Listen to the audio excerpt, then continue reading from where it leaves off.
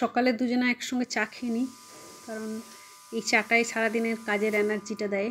সকাল থেকেই অফিসের ভাত রান্না হয়, তাই সকালে একটু বসে জমিয়ে চাটা খাই দুজনে মিলে একসঙ্গে, তারপর আর সময় হয় না। আর যেহেতু অফিসের ভাত, সেই জন্য সকালে চা খাওয়ার সঙ্গে সঙ্গে রান্নাতে লেগে যেতে হয়। নষ্ট হয়ে যাবে, তাই ভাবছি একটু পালং শাকটা করে দিই, বুঝেছো? আর কি পালং শাকটা করি, আর কি হবে? করবো ভাবছি। মাছ তাহলে আজকে নিয়ে আসবো নাকি? তো মাছ নিয়ে এসো, মাছ আনতে চলে যাও। একটু ধনে পাতা দিয়ে মাছ করবো, আর ঝোল করবো না, বুঝেছো? তাহলে এক কাজ কর, সর্ষে ইয়ে দিয়ে তোমার যেটা তুমি করো, ভালো করে তুমি ধনে পাতা দিয়ে করে দাও। অল্প মাছ নিয়ে আসছি তাহলে। তাই করো, তাহলে মাছ নিয়ে এসো, শাকটা করে দিই। মাছ নিয়ে আসছি তাহলে। কেটে নিই তাহলে। ঠিক আছে। মাছ নিয়ে আসছে আর মাছের ঝাল করতে হবে, তাই বেশ করে সর্ষেটা ধুয়ে শিলেই বেটে নিই, কারণ আমি সর্ষে পোস্ত সবসময় শিলেই বাটি। রসুন, একটু লঙ্কা আর সর্ষে বেশ ভালো করে মিহি করে বেটে নিলে মাছ ঝাল দেওয়াটা খুব সুন্দর হয়, খেতেও টেস্টি হয়। এই দেখুন সুন্দর বাটা হয়ে গেছে।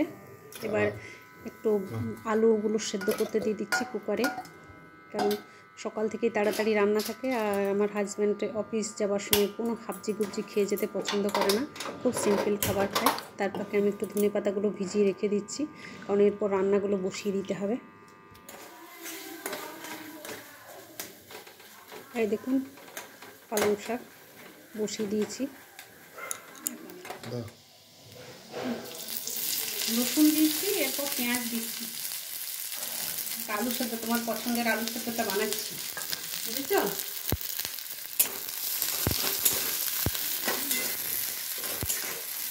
এখন আলু সেদ্ধ খেতে আমার মেয়েও খুব ভালোবাসে, কিন্তু ও তো এখন নেই,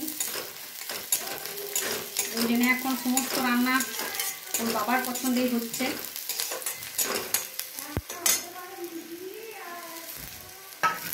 কড়াই ভালো করে লাল করে ভাজতে হবে, এই আলু সেদ্ধটা কড়াই লাল করে ভাজতে হবে।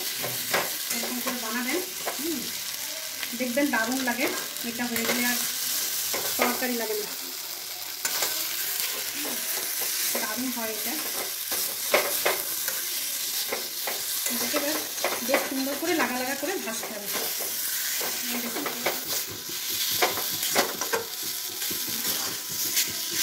এই দেখুন, দেখছেন আলু সেদ্ধটা কেমন কালো কালো আসছে, লাল লাল।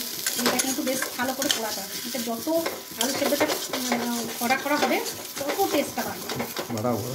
এটা তোমার আলু সেদ্ধটা যত পোড়া পোড়া হবে তত এর টেস্টটা খুব ভালো হয়। আর এইটা হয়ে গেলে আমার বড় 9:30টার সময় খাই, খেতেও বেশি কিছু পারে না, দিনের বেলা বেশি হাবজি গুবজি খেতে চাই না। আর মেয়ে থাকলে অনেক কিছু রান্না করতাম, আমরা দুজনে খেতাম। এখন ও চলে যায় আর ওর বাবা বিশেষ খেতে চায় না বলে রান্নাও একদম কমে গেছে। এখন আর বিশেষ রান্নাও করি না আমি, ওর বাবা খেতে চায় না, সকালে অফিস যাবে 9:30টার সময়। আর দেখুন, দেখছেন কেমন লাল লাল হয়েছে ভাজাটা। এরকম করে ভাজবেন, বাড়িতে বানাবেন, অসাধারণ খেতে হয়, কোনো কিছু তরকারি লাগবে না। এই দেখুন কি সুন্দর হয়েছে আলু সেদ্ধটা। এরপর আমি ঘরের কাজগুলো সেরে নেবো, কারণ ওর যা করতে স্নান করতে যাবে তা করতে আমি ঘরের বিছানা ঝাড়া, ঘর পরিষ্কার, এগুলো সব তাড়াতাড়ির মধ্যে সেরে নিই, তারপর ওকে খেতে দিতে হবে। আর মেয়ের ফোন আসবে, মেয়ের সঙ্গে কিছুক্ষণ গল্প করা, কথা বলা, এটা আমার ডেলি রুটিন। মেয়ের কলেজের একটা অনুষ্ঠান ছিল, সেখানে একটা র্যালি বেরিয়েছিল, তার কিছু ছবি আপনাদের জন্য। না ভাই,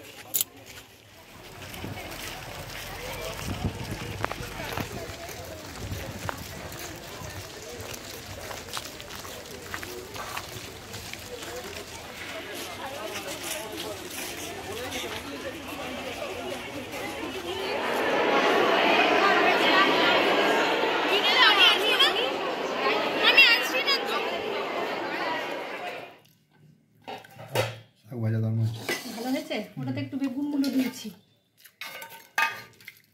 একটু বেগুন গুলো দিয়েছি। আর আমার বেটু খুব পছন্দ। হ্যাঁ, বেটু খেতে খুবই ভালোবাসে। পেটু ওখানে লাগে ঠিক আছে তোমাকে ব্যাস আর ব্যাস আর নেবে না? না ঠিক আছে, এবার আলু সেদ্ধ দিয়ে ভালো করে মেখে খাও তো।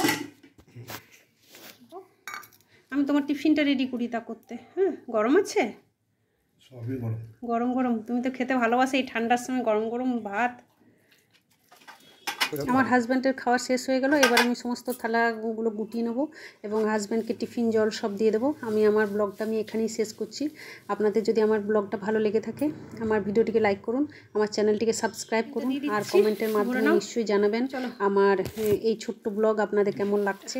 সবাই ভালো থাকুন।